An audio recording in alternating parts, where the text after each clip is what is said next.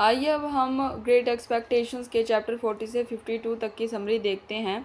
पिप जो होता है बहुत ज़्यादा एनेक्शियस होता है। वो वैमिक के सिग्नल का वेट कर रहा होता है कि जब वैमिक सिग्नल करेगा तो वो मैगविच को रिवर के वहाँ से कहीं से निकाल लेगा।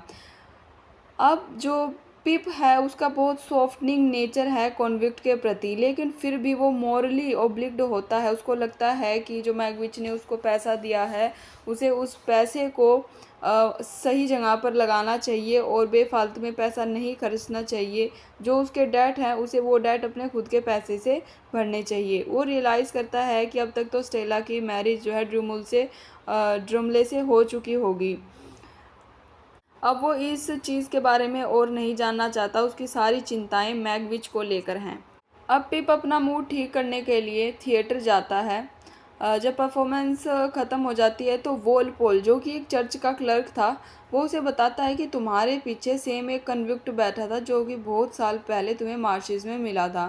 पिप शांति से वोलपोल से क्वेश्चन पूछने की कोशिश करता है, लेकिन वो डरा हुआ होता है। वो रियलाइज़ करता है कहीं ये कॉम्पेसन तो नहीं है। तो पिप जल्दी से हर्बर्ट और वैमिक के पास जाने की सोचता है।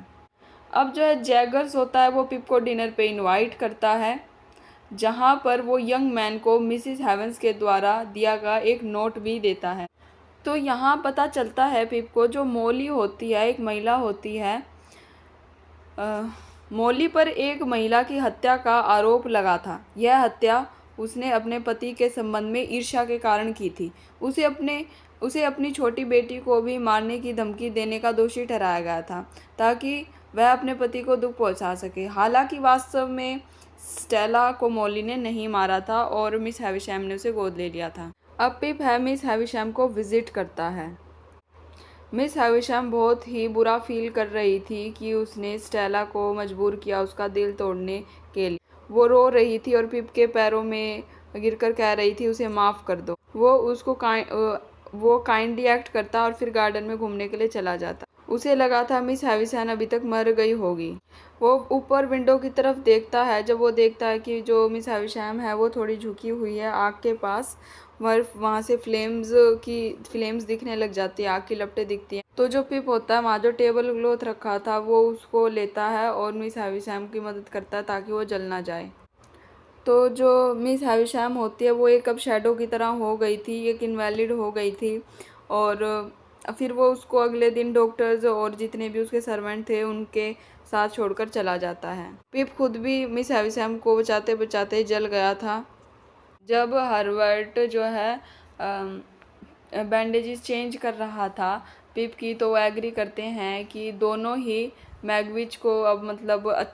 को ही मैगविच अच्छा लगने लगा है। फिर हर्बर्ट पिप को बताता है कि मैगविच ने तुमको एक बात नहीं बताई है एक वुमन से रिलेटेड, कि जो मैगविच है वो जो मोली की बेटी है स्टेला उसका पिता था और वही मोली का हस्बैंड था। पिप हैरान हो जाता है ये सारा सच जानने के बाद। वो जैगर के पास जाता और कहता है कि मुझे सच का पता चल चुका है कि स्टेला का पिता कौन है। तो जब वो जैगर्स को बताता है कि मोली का पिता कौन है और मोली की बेटी का पिता कौन है और मोली का हस्बैंड कौन है, तो जैगर्स जो है विश्वास नहीं करता। तो वो वैमिक को कहता है, पिप वैमिक को कहता है कि तुम इसकी बात पर तो विश्वास करोगे ना। तो वैमिक इस चीज़ को कंफर्म कर देता है। तो जैगर्स उस दिन वैमिक की एक अच्छी साइड देखता है जो कि वो उसने कभी नहीं दिखाई थी। अब जो पिप है वो चला जाता है ताकि वो हर्बर्ट को सिक्योर कर सके, उसकी पार्टनरशिप को सिक्योर कर सके। उसे पता चलता है कि जो हर्बर्ट है उसका ट्रांसफ़र मिडल ईस्ट में हो गया है और हर्बर्ट अब फैंटेसाइज कर रहा है कि कैसे वो क्लारा को अपने साथ ले जाएगा लैंड्स ऑफ अरेबियन नाइट्स में। मैसेज आता है, मैगविच कहता है कि उन्हें मैगविच को 2 दिन के अंदर अंदर ही मूव करना पड़ेगा।